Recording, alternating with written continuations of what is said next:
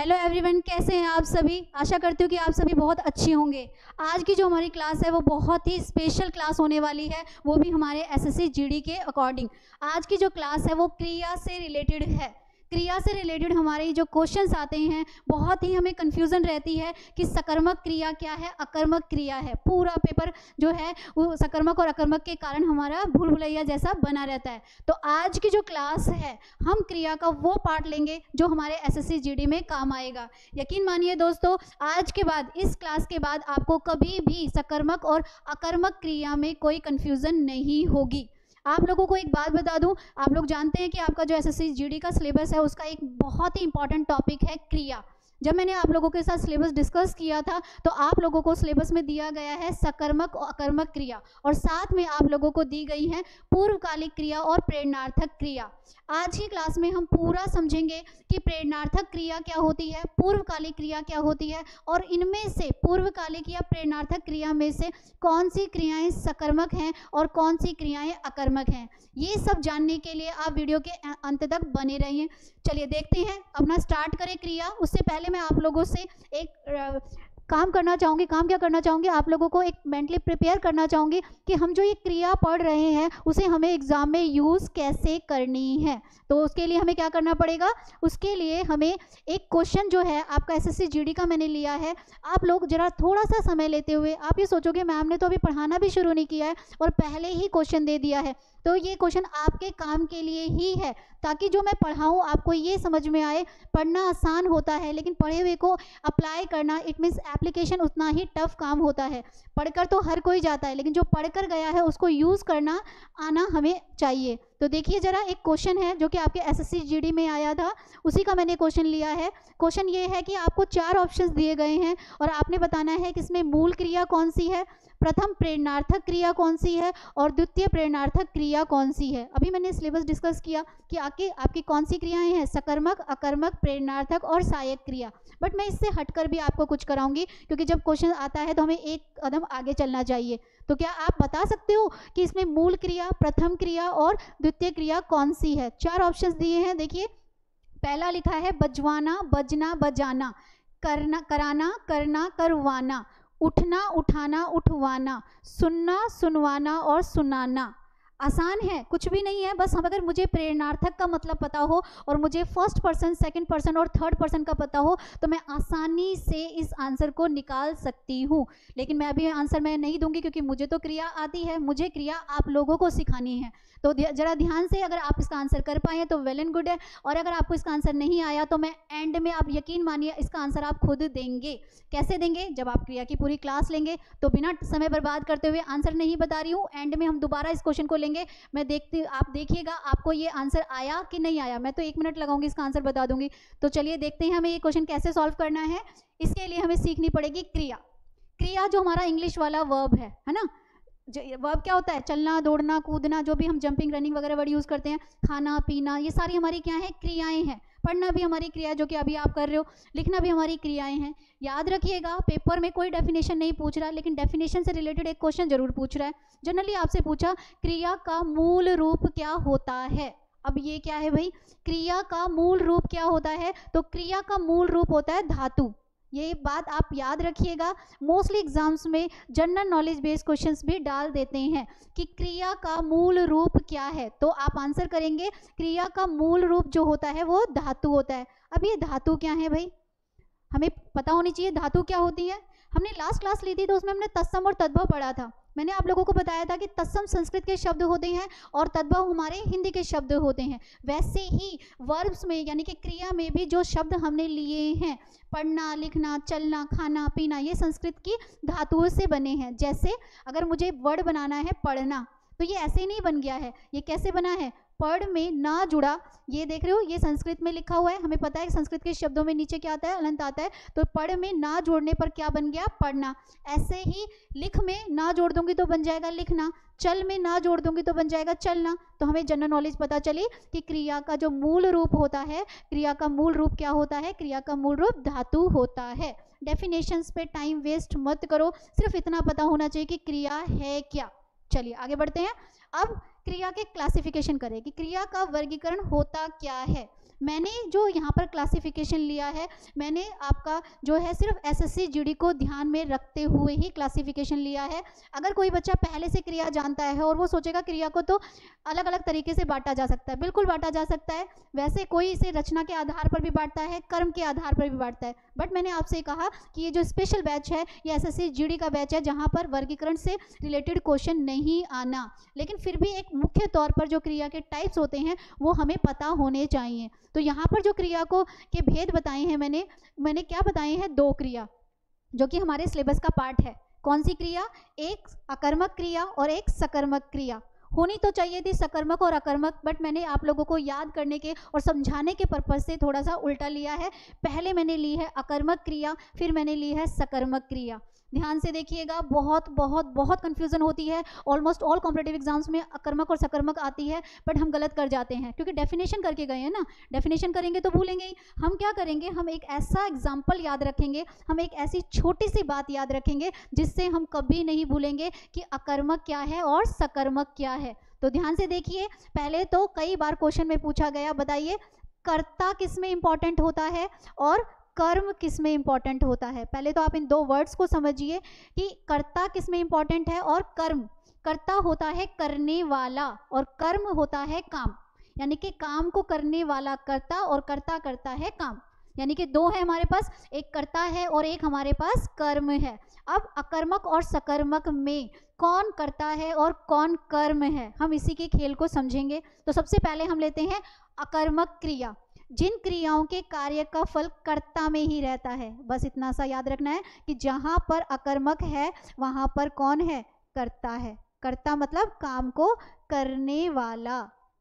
कितनी सी बात याद रखनी है, बिल्कुल छोटी सी तो बात याद रखनी है कि अकर्मक में कौन इंपॉर्टेंट है, कर्ता। कर्ता कौन है, काम को करने वाला। जैसे अभी मैं कर रही हूँ, मैं पढ़ाने का काम कर रही हूँ, तो ये मेरी कौन सी क्रिया है, ये मेरी अकर्मक क्रिया है। लेकिन अगर मैं इसी सेंटेंस को चेंज करूंगी, एक एक करके लेते हैं नहीं तो कंफ्यूजन क्रिएट होगी। मैंने आपसे कहा अकर्मक क्रिया में कर्ता रहता है, कर्ता मतलब काम को करने वाला। जैसे मैंने एग्जांपल्स लिए, पत्ते गिरते हैं, चिड़िया उड़ रही है, विद्यार्थी पढ़ता है। ध्यान से देखिए, इनमें से पत्ते, चिड़िया और विद्यार्थी ये तीनों क्या हैं, ये कर्ता हैं।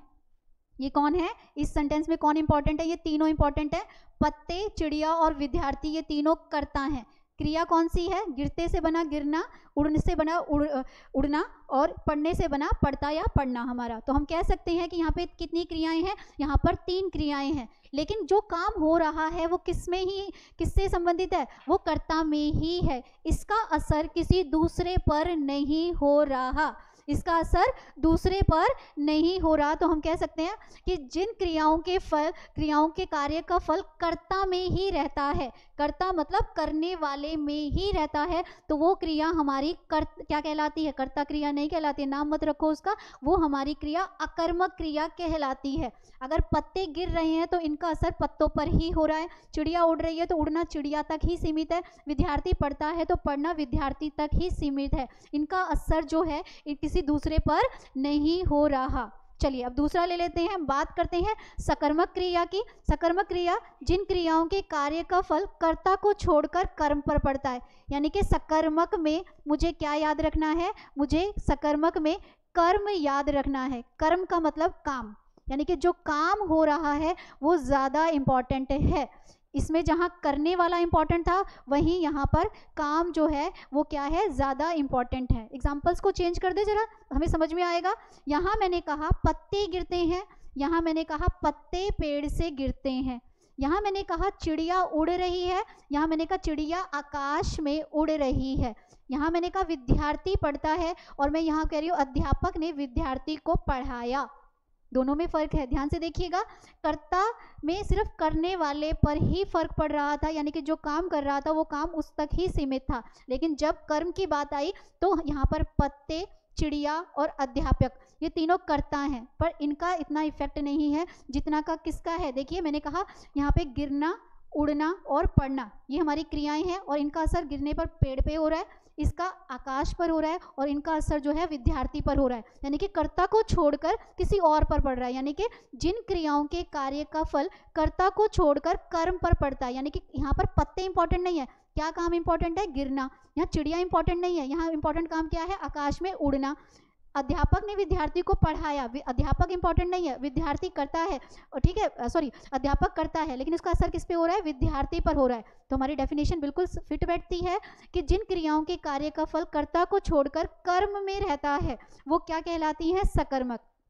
अगर इतना बताने के बाद भी आप भूल जाते हैं तो आप एक काम करिएगा, आप सिर्फ 2 एग्जाम्पल अपने माइंड में रखिएगा, पेपर में एग्जाम्पल तो याद रहेंगे ही रहेंगे। आपने क्या करना है?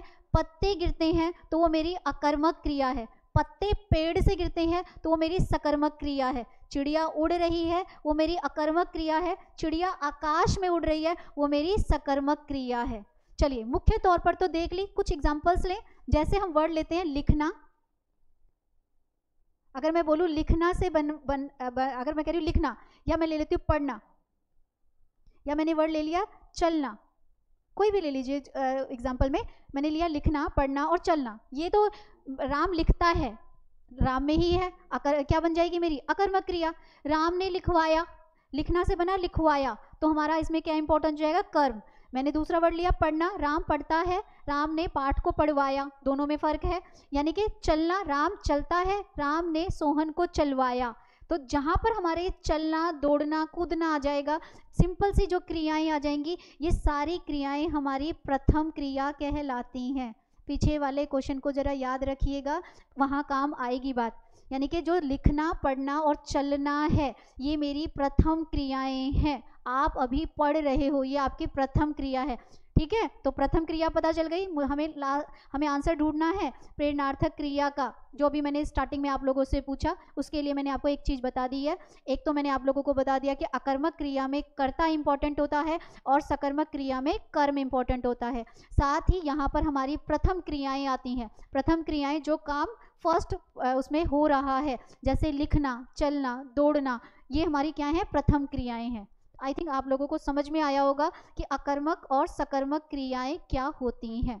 अच्छा, जीडी का जो एग्जाम है उसके पर्पज से मैंने आपको बताया, मैं इसका क्लासिफिकेशन अर्थ के आधार पर या रचना या कर्म के आधार पर नहीं बांट रही हूँ। मैंने इसको अलग अलग क्लासिफिकेशन की नीड मुझे आज की क्लास में नहीं लगी, तो मैंने इसे अलग अलग क्लासिफिकेशन इसका नहीं किया। सिर्फ आपको बेसिक तौर पर 2 प्रकार से क्रिया बांटी मैंने, एक अकर्मक में और एक सकर्मक में। लेकिन पेपर में तो प्रेरणार्थक वर्ड यूज हो रहा है, पेपर में तो सहायक क्रिया वर्ड यूज हो रहा है, तो ये भी तो पता होना चाहिए ना कि क्या इनमें से भी कोई अकर्मक और सकर्मक है। तो हम इसी को ही समझेंगे कि जो आगे आने वाली हमारी क्रियाएं हैं उनमें से हमारी कौन कौन सी क्रियाएं अभी हम लेंगे।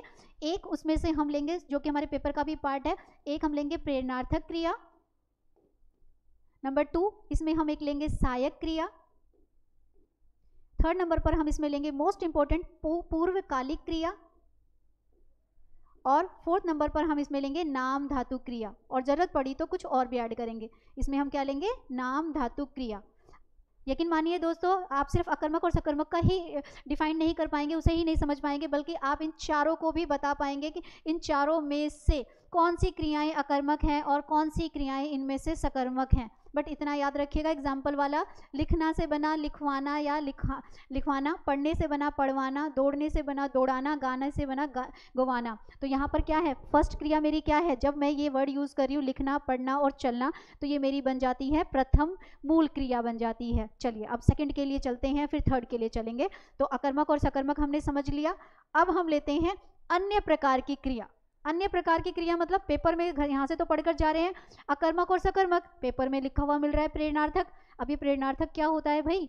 ये भी क्या ये अकर्मक है या ये सकर्मक है? आपने इसका आंसर करना है, आपने मुझे बताना है। आप मुझे तो कैसे बताओगे, आप लोग अपने आप से प्रश्न करिएगा कि प्रेरणार्थक क्रिया हमारी सकर्मक में काउंट होती है कि अकर्मक में काउंट होती है। ठीक है, चलिए पहले समझते हैं कि प्रेरणार्थक क्रिया क्या है, साथ में ट्रिक्स भी बताऊंगी। छोटी सी बात, ट्रिक्स नहीं होती है, कुछ बेसिक चीज़ें होती हैं जो हमें याद रखनी होती है, जिससे हम आसानी से किसी भी सेंटेंस को, वाक्य को आराम से पहचान लेते हैं। चलिए देखें प्रेरणार्थक क्रिया। प्रेरणार्थक का वैसे इंग्लिश वर्ड जो होता है मोटिवेशन होता है, इंस्ट्रक्शंस होता है, किसी को प्रेरणा देना। जैसे किसी से कोई काम करने के लिए हम जबरदस्ती कहते हैं ना, करो करो करो, तो उस तरह की हम कहते हैं ये तो करना ही पड़ेगा। कुछ इस तरह से भी हम इसका अंदाजा लगा सकते हैं, पर पूरी तरह से नहीं। चलिए देखते हैं प्रेरणार्थक क्रिया।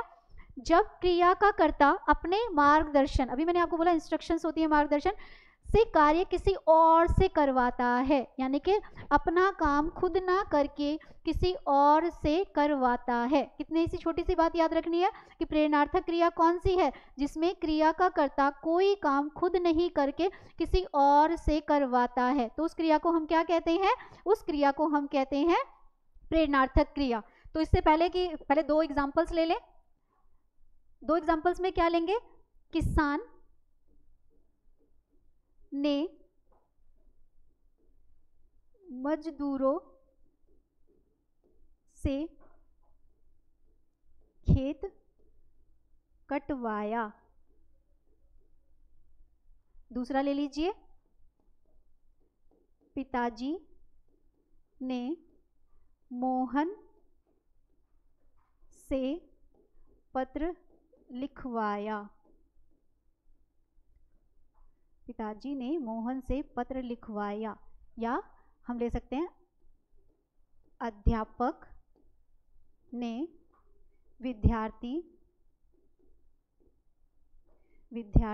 से पाठ पढ़वाया। ये मैंने आप लोगों को इसकी ट्रिक्स शॉर्ट वीडियोस में भी बताई थी, अगर आपने ध्यान से वीडियोस को देखा हो तो। हमने कहा किसान ने मजदूरों से खेत कटवाया। किसान यहाँ पर पिताजी और अध्यापक, इन तीनों ने अपना काम खुद ना करके अपने मार्गदर्शन से किससे करवाया? मजदूरों से करवाया, मोहन से करवाया और विद्यार्थी से करवाया। एक तो बात मुझे यही पता चल गई है कि जब कोई काम खुद ना किया जाए, किसी और से करवाया जाए, तब वह क्रिया क्या बन जाती है? तब वह क्रिया हमारी प्रेरणार्थक क्रिया बन जाती है। लेकिन आप लोगों को एक और ट्रिक बताती हूँ कि मैंने पहले भी आप लोगों को बताया है कि कभी कभार क्या होता है कि हम जो पढ़ कर गए नहीं याद, लेकिन उस टाइम पे हमारी छोटी छोटी बेसिक बातें याद आ जाती हैं। हमने क्या देखना है, आप ध्यान से देखिए, कटवाया, लिखवाया और पढ़वाया, यानी कि ऐसे शब्द जहाँ पर क्या आता है? कटवाया, लिखवाया या पढ़वाया, एंड में आपको वाया, या मैंने कुछ और भी सिलेक्टेड वर्ड्स लिए हैं, जैसे मैंने यहाँ लिखा नहीं है लिखवाना, पढ़ा नहीं है पढ़वाना, काटा नहीं है कटवाना। तो हम कह सकते हैं कि ये यहाँ पर क्या आ जाता है? यहाँ पर जहाँ पर भी हमारे ऐसे वर्ड आते हैं, लिखवाया, गवाया, पढ़वाया, तो वो शब्द हमारे क्या कहलाते हैं? प्रेरणार्थक क्रिया कहलाते हैं। पैसेज के अंदर ही आपका जो ये सेंटेंस मैंने अभी लिया है कि किसान ने मजदूरों से खेत कटवाया, इन्वर्टेड कॉमास में था और आपसे पूछा गया कि रेखांकित वाक्य में बताइए कौन सी क्रिया है। तो आप आसानी से बता सकते हो कि जब कोई काम खुद ना किया जाए, किसी और से करवाया जाता है, तब वह क्रिया क्या बन जाती है? तब वह क्रिया हमारी प्रेरणार्थक क्रिया बन जाती है। और ट्रिक के रूप में क्या याद रखेंगे? ट्रिक के रूप में हम ये याद रखेंगे कि यहाँ पर हमें जो मोस्टली वर्ड्स मिलेंगे उनमें क्या मिलेगा? कटवाया, लिखवाया, पढ़वाया या लिखवाना, पढ़वाना, कटवाना। अब ये दोबारा वर्ड रिपीट नहीं होंगे, याद रखिएगा, ये वर्ड्स आगे आने वाली क्रियाओं में रिपीट नहीं होंगे। तो कितना आसान है, हम इसे आसानी से तैयार रख सकते हैं कि जहाँ मुझे ऐसे वर्ड्स देखने को मिलेंगे वो मेरी कौन सी क्रिया बन जाएगी? वो मेरी प्रेरणार्थक क्रिया बन जाएगी। अच्छा, ये तो हुआ। अब मेरा क्वेश्चन जो आपसे था कि अब क्या बता पा रहे हो कि इसमें कर्ता इंपॉर्टेंट है कि कर्म इंपॉर्टेंट है? क्या इसमें कर्ता कौन है? यहाँ पर किसान, पिताजी और अध्यापक तीनों कर्ता हैं। क्या ये तीनों इंपॉर्टेंट है? ये इंपॉर्टेंट कहाँ है? ये तो अपना काम किसी और से करवा रहे हैं, यानी कि यहाँ पर कर्म इंपॉर्टेंट है। और जहाँ पर कर्म इंपॉर्टेंट होता है वो हमारी कौन सी क्रिया बन जाती है? सकर्मक क्रिया बन जाती है। तो आप ये डिफरेंस समझ पाए कि प्रेरणार्थक क्रिया किस में आएगी? अकर्मक में आएगी कि सकर्मक में आएगी? आप आसानी से बता दोगे कि ये किस में आएगी? ये सकर्मक क्रिया का पार्ट है। एक नई चीज़ सीखने को मिली। चलिए आगे बढ़ते हैं। ये ली हमने प्रेरणार्थक क्रिया। अब लेते हैं पूर्वकालिक क्रिया। आप जहाँ से भी अपनी एसएससी जीडी की प्रैक्टिस कर रहे हैं, आप प्रीवियस पेपर्स में पूर्वकालिक क्रिया का एक क्वेश्चन जरूर पाएंगे। चलिए जानते हैं पूर्वकालिक क्रिया क्या होती है। पूर्व का मतलब होता है पहले। पूर्व का मतलब क्या होता है? पहले, यानी कि कोई काम करने से पहले भी एक और काम करना, है ना। देखो जरा, जिन क्रियाओं के पहले कोई अन्य क्रिया आए, इसमें मूल क्रिया के साथ, पहले तो इतना इस पे फोकस करिए, वो ट्रिक के रूप में यूज करेंगे। जिन क्रियाओं के पहले मतलब कोई काम हो रहा है, खाना पीना, चलना, दौड़ना, और उससे पहले भी कोई एक और काम हो रहा है, तो क्या कौन सी क्रिया कहलाती है? पूर्वकालिक क्रिया कहलाती है। ट्रिक बता देती हूँ, 100% काम करेगी आपकी। कि आपने क्या करना है, यहाँ पर जो भी मूल क्रिया होगी, जैसे मान लीजिए मूल क्रिया हुई खाना, ठीक है, मूल क्रिया हो गई सोना, या मूल क्रिया हो गई जाना, तो इन जब भी जब भी ऐसे वर्ड आ गए हमारे पास मूल क्रिया के, खाना, सोना, जाना, उसमें आपने ऐड कर देना है कर या करके। देखिए पिछली में मैंने ये नहीं बताया था, प्रेरणार्थक क्रिया में मैंने आपको बताया था जहाँ पर वर्ड आएंगे लिखवाया, गवाया, पढ़वाया, और यहाँ पर मैं आपको जो इम्पॉर्टेंट ट्रिक बता रही हूँ कि वर्ड के साथ हमें क्या मिलेगा, हमें जो भी मूल क्रिया होगी, मूल क्रिया मतलब जो हमारी प्रथम क्रिया होगी, उसके साथ हमें क्या लगा देना है, कर या करके लगा देना है। एग्जाम्पल देखिए जरा, वह खाना खाकर सो गया। यहाँ पर दो क्रियाएं हैं, ठीक है, एक तो ऑलरेडी यहाँ पर एक क्रिया है, खा से बना खाना, ये क्रिया हो गई, और सो से बना सोना, तो दो क्रियाएं हैं। वो क्या कह रहा है, वह खाना खाकर सो गया, उसने सोने का काम किया लेकिन खाना खाकर किया। और ध्यान से देखिए, अभी तो मैंने बताया कि मूल क्रिया खाना है और उसके साथ में ऐड क्या हो जाएगा, कर। क्या जुड़ गया है यहाँ पर, कर शब्द जुड़ गया है। या वह अगर कोई सेंटेंस होता तो करके भी आ सकता था, वह खाना खाकर, करके सही नहीं बैठता है तो हम इसमें कर ही लेंगे। वह खाना खाकर सो गया। दूसरा, अपना पाठ पढ़कर खेलो, यहाँ पर भी क्रिया है और पढ़ने में भी क्रिया है, और ध्यान से देखिएगा यहाँ पर कर जुड़ा है। यानी कि कितना आसान है, जब मुझे ऐसे शब्द मिलें जैसे खाकर,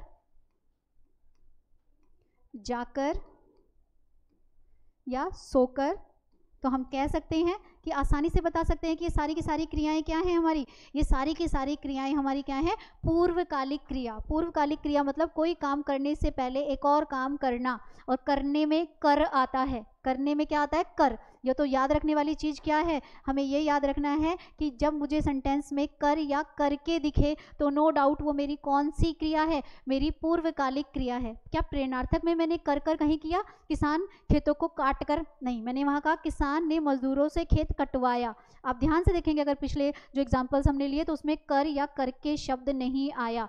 किस में आएगा, कर या करके किस में आएगा, ये आपका आएगा किसमें, हमारी पूर्वकालिक क्रिया में। चलिए आगे बढ़ते हैं। प्रेरणार्थक भी देख ली मैंने, हमने पूर्वकालिक क्रिया भी देख ली, अब एक और इंपॉर्टेंट क्रिया देख लेते हैं। अच्छा, पूर्वकालिक क्रिया का आपने मुझे ये नहीं बताया कि ये हमारी सकर्मक क्रिया है कि अकर्मक क्रिया है। देखिए, वह खाना खाकर सो गया, एक ही कर्ता की बात हो रही है। अगर वह की जगह राम लिख देती, श्याम लिख देती तो उसी में रहती, यानी कि यहाँ पर कर्ता इंपॉर्टेंट है, ठीक है। अपना पाठ पढ़कर खेलो, अपना भी किस में है, अपनी ही बात हो रही है, किसी दूसरे पर उसका असर नहीं हो रहा है, तो यहाँ पर भी कौन इंपॉर्टेंट है, कर्ता ही इंपॉर्टेंट है। और जहाँ कर्ता इंपॉर्टेंट होता है वो कौन सी क्रिया बन जाती है, वो हमारी बन जाती है अकर्मक क्रिया। यानी कि अब मैं आसानी से ये भी बता सकती हूँ कि ये जो पूर्वकालिक क्रिया या जो प्रेरणार्थक क्रिया है वो कौन सी क्रियाएं हैं। तो अब आपको पता चला कि हमारी जो प्रेरणार्थक क्रिया थी वो सकर्मक का पार्ट थी, जबकि पूर्वकालिक क्रिया जो है वो हमारी अकर्मक का पार्ट है। चलिए आगे बढ़ते हैं। अब हम लेंगे क्या है, संयुक्त क्रिया। संयुक्त का मतलब होता है जोड़ना। संयुक्त का मतलब क्या होता है, किसी चीज को संयुक्त कर देना, यानी कि जोड़ना। यानी कि दो या दो से अधिक क्रियाएं मिलकर एक सेंटेंस को कंप्लीट करती हैं। अगर मैं अपनी इन वर्ड्स में बोलूं तो ये क्या है, दो या दो से अधिक क्रियाओं के योग से जो पूर्ण क्रिया, पूर्ण मतलब कंप्लीट क्रिया जो बनती है वो क्या कहलाती है, संयुक्त क्रिया कहलाती है। इसके लिए भी मैं आपको एक ट्रिकी वर्ड बताऊंगी जो कि हमारी बाकी क्रियाओं में यूज नहीं होगा, ठीक है। पहले एग्जाम्पल देख लीजिए। राम खाना खा चुका है, ठीक है। मोहन घर जा चुका है। ख से बना खाना, जा से बना जाना, और चुका भी एक क्रिया है। अब आप ये मत बोलिएगा चुका कैसे क्रिया है, ये हम क्लास 2nd, 3rd, 4th के बच्चों को बताते हैं कि चुका, रहा, ये जो पीछे के जो सेंटेंस लगते हैं ये भी हमारी क्या है, क्रियाएं ही हैं। तो यहाँ पर दो क्रियाएं हैं, एक ख से बना खाना, ज से बना जाना, और चुका, यानी कि दो क्रिया, लेकिन ये दोनों जुड़ी तब जाकर मेरा ये क्या वाक्य जो है वो पूरा हुआ।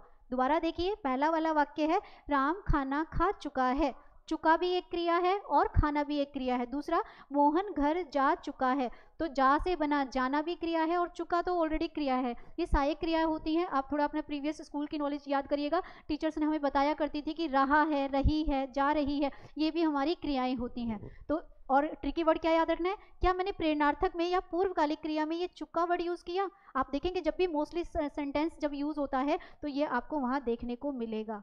तो कितना आसान है, मैं एक छोटे से वर्ड से ये बता सकती हूँ कि ये कौन सी क्रिया है, ये मेरी संयुक्त क्रिया है। मैं फिर से आप लोगों को याद दिला दूँ, क्रिया बहुत आसान तरीके वाली आप लोगों को नहीं आनी है। जब तक आपको प्रेरणार्थक, संयुक्त क्रिया या सहायक क्रिया का के बारे में नहीं पता होगा, अकर्मक और असकर्मक से काम चलने वाला नहीं है। अकर्मक और सकर्मक तो सिर्फ मुख्य क्रियाओं के भेद हैं जो हमें ये बताते हैं कि कभी कर्म इंपॉर्टेंट होता है, कभी कर्ता होता है। पर जो एसएससी जीडी का जो एग्जाम है उसका लेवल थोड़ा हाई है, वहाँ पर प्रेरणार्थक संयुक्त क्रिया पूछी गई। तो ये हमने देख लिया कि क्या है, संयुक्त क्रिया। अच्छा चलो अब इसमें अकर्मक और सकर्मक भी ढूंढ ले। ये सेंटेंस है, राम खाना खा चुका है, किसी और पर असर नहीं हो रही है, राम ही करता है। तो यहाँ पर भी कौन इंपॉर्टेंट है, कर्ता इंपॉर्टेंट है। मोहन घर जा चुका है, किसी और के थोड़ी गया है, अपने आप गया है, तो मोहन भी यहाँ पर क्या है, करता है। तो यानी कि जहाँ पर कर्ता इंपॉर्टेंट होगा, नो डाउट वो मेरी कौन सी क्रिया बन जाएगी, वो मेरी अकर्मक क्रिया बन जाएगी। तीनों क्रियाएं समझ में आई, प्रेरणार्थक, पूर्वकालिक क्रिया और संयुक्त क्रिया। अब आ जाते हैं एक और क्रिया लेते हैं। अब हम लेते हैं सहायक क्रिया। सहायक क्रिया में सहायता वर्ड आ रहा है, फीलिंग आ रही है कि कोई हेल्प कर रहा है ना। यानी कि सहायक में सहायता से मिलता जुलता, यानी कि कोई किसी की हेल्प करेगा, उससे वो सेंटेंस पूरा होगा। सहायक क्रिया क्या होती है, जो मुख्य क्रिया है, मैं बार बार बता रही हूँ, मुख्य क्रियाएं जिसे हम मूल क्रिया कहते हैं। मूल क्रियाएं क्या होती हैं, जैसे कि पढ़ना, जाना, आना, ऐसे जो भी कोई भी आप वर्ड ले सकते हैं, ये सारी हमारी क्या है, मूल क्रिया। इसके साथ में क्या हो जाता है, प्रयोग की जाती हैं। प्रयोग करने में क्या होता है, प्रयोग होकर उसके अर्थ को स्पष्ट करती हैं। अब आप देखिए, मैं घर जाता हूँ, जाता में तो मुझे जाना मिल गया, एक क्रिया तो मिली। मैं पढ़ता हूँ, पढ़ने में पढ़ता मतलब पढ़ना, यहाँ भी मुझे एक क्रिया मिल गई। लेकिन यहाँ पे दूसरी क्रिया कौन सी है भाई, ढूंढो जरा जल्दी से। क्या मैं, और दोनों जगह मैं जो है वो क्रिया है, बिल्कुल नहीं। मैं क्या है, सर्वनाम है। घर जो है वो क्या है, संज्ञा है कि सर्वनाम है, घर जो है हमारा संज्ञा शब्द है। तो बच क्या गया, बच गया इंपॉर्टेंट वर्ड हूँ। यानी कि कुछ नहीं करना, इससे पहले जो क्रियाएं पढ़ी वहां पर हमने ये हूँ शब्द नहीं पढ़ा था। खेत किसानों से कटवाता हूँ, ऐसा कुछ नहीं था। मैं घर, या मैंने पिछली पूर्वकालिक खाकर खेलूंगा, ऐसा कुछ नहीं था। यहाँ पर हमने क्या यूज करना है, ट्रिक के रूप में। यानी कि जब भी मेरे पास सहायक क्रिया पूछेंगे तो मुझे उस वर्ड में क्या देखना है, मुझे ये छोटा सा वर्ड जो है हूँ देखना है, मुझे सेंटेंस में मिलेगा ही मिलेगा। इसके बिना ये हूँ ही इस क्रिया को, मूल क्रिया को पूरा कर रहा है। तो हम कह सकते हैं कि सहायक क्रिया मुख्य क्रिया के साथ क्या करती है, प्रयोग होकर यूज होती है। तो हमने 4 क्रियाएं देख ली, हमने प्रेरणार्थक क्रिया देखी, सहायक क्रिया देखी, पूर्वकालिक क्रिया देखी और संयुक्त क्रिया भी देख ली। अब एक और इंपॉर्टेंट ले लेते हैं जो कि हमारा है नाम धातु क्रिया। कभी कभी पूछ लेते हैं कि नाम धातु क्रिया क्या होती है। नाम धातु क्रियाएं के लिए हम डेफिनेशन नहीं लेंगे, क्योंकि नाम धातु क्रियाएं, पहला तो एक क्वेश्चन यहीं से ही बनता है कि नाम धातु क्रियाएं किससे बनती हैं या कैसे बनती हैं। तो ये सिर्फ संज्ञा से बनेंगी और विशेषण से बनेंगी। अब आप ये मत कहिएगा कि संज्ञा क्या है, विशेषण क्या है। बहुत ही अच्छी तरीके से आपकी संज्ञा की भी क्लास हो चुकी है और आपके विशेषण की भी क्लास हो चुकी है। आप लोग जो ये बोल रहे थे कि विलोम शब्द, पर्यायवाची, अरे भाई ग्रामर अभी हमें आगे ट्रिक से सीखनी है, तो हमें संज्ञा, सर्वनाम, क्रिया, विशेषण सब आने चाहिए। देखिए क्रिया के लिए भी मुझे किसकी जरूरत पड़ रही है, संज्ञा की और विशेषण की। अगर ये प्रीवियस क्लास ना हो तो आधा पार्ट छूट जाएगा यहाँ पर। तो ऑलरेडी मैं करा चुकी हूँ कि जो क्रियाएं संज्ञा या विशेषण बनाती हैं, पहले संज्ञा से ले ले। देखिए संज्ञा से कैसे बना, पहले एक सेंटेंस बताऊं आप लोगों को, जैसे राधा मोहन से बहुत बतियाई। अब ये बतियाई उसकी विशेषता है, मोहन आगे संज्ञा है। तो बात, जैसे यहाँ पर एक शब्द है संज्ञा और उससे बना बतियाना। हाथ यहाँ पर एक शब्द है, उससे बना हथियाना। लाज एक वर्ड है जिससे बना लज्जाना। तो ऐसे सेंटेंस जो संज्ञा से विशेषण बनाए या विशेषण से संज्ञा भी बना सकते हैं, उल्टा भी हो सकता है, तो हम उन्हें क्या कहते हैं, उन्हें हम नाम धातु क्रिया कहते हैं। विशेषण ले लीजिए, विशेषण तो पता है ना, जो किसकी बताएं, जो विशेष्य की विशेषता बताएं। ठीक है, गर्म से बना गर्माना। गर्म क्या है, उसकी विशेषता है, विशेषण उसकी प्रविशेषण क्या हो जाएगी, गर्माना। यानी कि जहां पर भी शब्द में हमें बतियाना, हथियाना, लजाना या गर्माना शब्द मिलेगा, नो डाउट वो मेरी कौन सी क्रियाएं हैं, वो मेरी सारी की सारी नाम धातु क्रियाएं हैं। इससे बाहर एसएससी जीडी में कुछ भी नहीं है। अगर फिर भी थोड़ा सा कंफ्यूज करने के लिए कभी कभी क्या करते हैं, क्या दे देते हैं, एक और वर्ड यूज कर लेते हैं। एक वर्ड यूज करते हैं एक कर्मक और एक वर्ड यूज कर लेते हैं द्विक्रमक। ठीक है, कंफ्यूज नहीं होना है, कुछ भी नहीं है। जहाँ पर केवल एक काम होगा, एक कर्म होगा, वो अकर्मक क्रिया होगी। जहाँ पर 2 कर्म होंगे, 2 कर्म मतलब 2 काम होंगे, वो हमारी कौन सी क्रिया हो जाएगी, वो हमारी द्विक्रमक क्रिया हो जाएगी। राम पढ़ता है, एक काम कर रहा है, एक कर्मक क्रिया। वह खाना खाकर चला गया, उसने खाने का भी काम किया और चलने का भी काम किया। इसे मैंने पर्टिकुलर अलग से इसलिए नहीं लिया क्योंकि ये हमारे बाकी क्रियाओं के ही पार्ट हैं। बट एग्जाम का कुछ पता थोड़ी होता है कि वो कौन से वर्ड यूज़ करते हैं, तो हमें वर्ड्स का मतलब पता होना चाहिए। एक कर्मक क्रिया कौन सी है, जहाँ एक कर्म है, और द्विक्रमक क्रिया कौन सी है, जहाँ पर दो कर्म है। चलिए अब वापस चलते हैं जहाँ से हमने स्टार्ट किया था। मैंने आप लोगों के सामने एक क्वेश्चन रखा था जो कि हमारी एसएससी जीडी का क्वेश्चन था।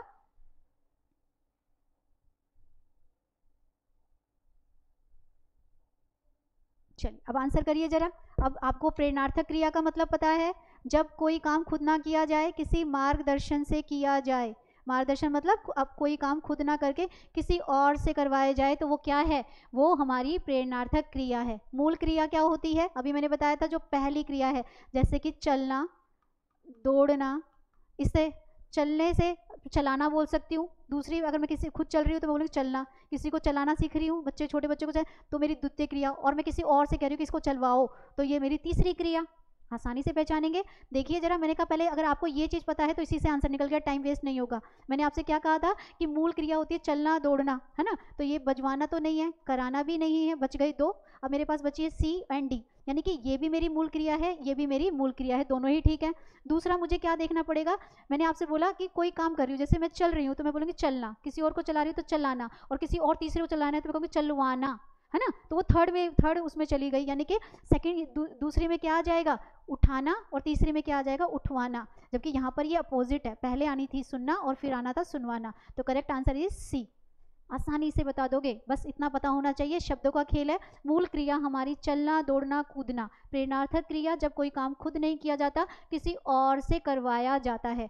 उठना मूल क्रिया है, उठाना यहाँ पर जो है द्वितीय प्रेरणार्थक क्रिया है, उठाना किसी दूसरे को उठाना, और उठवाना ये खुद ना करके किसी और से उठवाना। तो ये क्या हो गया, जब कोई काम खुद नहीं किया, किसी और से करवाया। तो उस सारी बातों को ध्यान में रखते हुए हमारा जो करेक्ट आंसर निकलता है वो सी निकलता है। आशा करती हूँ कि वीडियो आपको अच्छी लगी होगी। अगर वीडियो अच्छी लगी हो तो वीडियो को लाइक करिएगा। धन्यवाद।